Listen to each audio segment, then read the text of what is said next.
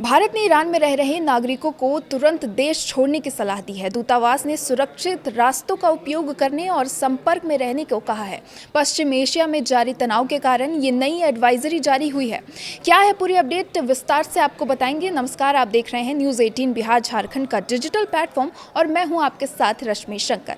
पश्चिम Asia में जारी तनाव के बीच भारत सरकार ने ईरान में रह रहे अपने नागरिकों के लिए नई एडवाइजरी जारी की है। हालात को देखते हुए भारतीय दूतावास ने लोगों को जल्द से जल्द सुरक्षित तरीके से ईरान छोड़ने की सलाह दी है।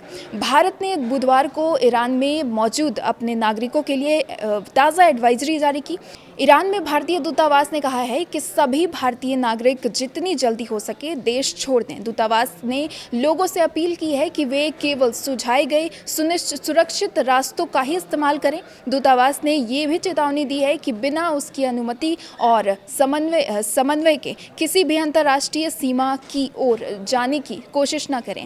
यानी नागरिकों को हर कदम पर दूतावास के संपर्क में रहकर ही यात्रा करनी होगी। इस एडवाइजरी के साथ दूतावास ने कई इमरजेंसी हेल्पलाइन नंबर और ईमेल भी जारी किए हैं ताकि ज़रूरत पड़ने पर भारतीय तुरंत मदद ले सकें। इससे पहले मंगलवार शाम को भारतीय दूतावास ने अपने नागरिकों को 48 घंटे तक जहां हैं वहीं सुरक्षित रहने की सलाह दी थी। यह एडवाइजरी उस समय आई थी जब हालात बेहद तनावपूर्ण हो गए थे और हमले के तेज़ होने की आशंका भी जताई जा रही थी। दरअसल उसी दौरान अमेरिकी राष्ट्रपति ट्रंप ने चेतावनी दी थी कि अगर ईरान ने समय सीमा के भीतर स्ट्रेट ऑफ हॉर्मुज नहीं खोला तो गंभीर सैन्य कार्रवाई हो सकती है। इस वजह से भारतीय नागरिकों की सुरक्षा को लेकर चिंता बढ़ाई गई। अब हालात को देखते हुए सरकार ने रणनीति बदली है और लोगों को बाहर निकलने की सलाह दी है।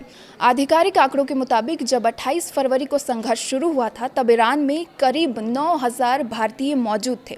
इसमें छात्र, कामगार और अन्य पेशेवर शामिल थे। अब तक इनमें से 1800 भारतीय सुरक्षित भारत लौट चुके हैं। बाकी लोगों को जल्द से जल्द सुरक्षित निकालने की कोशिश की जा रही है। हाल ही में अमेरिका और ईरान के बीच 2 हफ्ते के लिए सीज फायर का ऐलान हुआ है, लेकिन इसके बावजूद हालात पूरी तरह सामान्य नहीं माने जा रहे हैं। यही कारण है कि भारत सरकार कोई जोखिम लेना नहीं चाहती है और संघर्ष 28 फरवरी को शुरू हुआ था जब अमेरिका और इजराइल ने ईरान पर संयुक्त हमले किए थे। इसके बाद पूरे क्षेत्र में तनाव लगातार बना हुआ है। भारत सरकार ने साफ कहा है कि नागरिक सतर्क रहें, अफवाहों से बचें और केवल आधिकारिक जानकारी पर ही भरोसा करें। ईरान के साथ अमेरिका इजराइल की बातचीत के बाद 2 हफ्तों के युद्ध विराम का ऐलान किया जा चुका है। भारत सरकार की ओर से इस युद्ध विराम का स्वागत किया गया है, तो इस पर भारत की ओर से भी प्रतिक्रिया सामने आई है। भारतीय विदेश मंत्रालय की ओर से जारी बयान में इस युद्ध विराम का स्वागत किया गया है। विदेश मंत्रालय ने कहा है कि हम इस युद्ध विराम का स्वागत करते हैं और आशा करते हैं कि इससे पश्चिम एशिया में स्थायी शांति स्थापित होगी। जैसा कि हमने पहले भी कई बार कहा है, मौजूदा संघर्ष को जल्द से जल्द समाप्त करने के लिए तनाव कम करना, संवाद और कूटनीति आवश्यक है। इस वीडियो में आज के लिए बस इतना ही।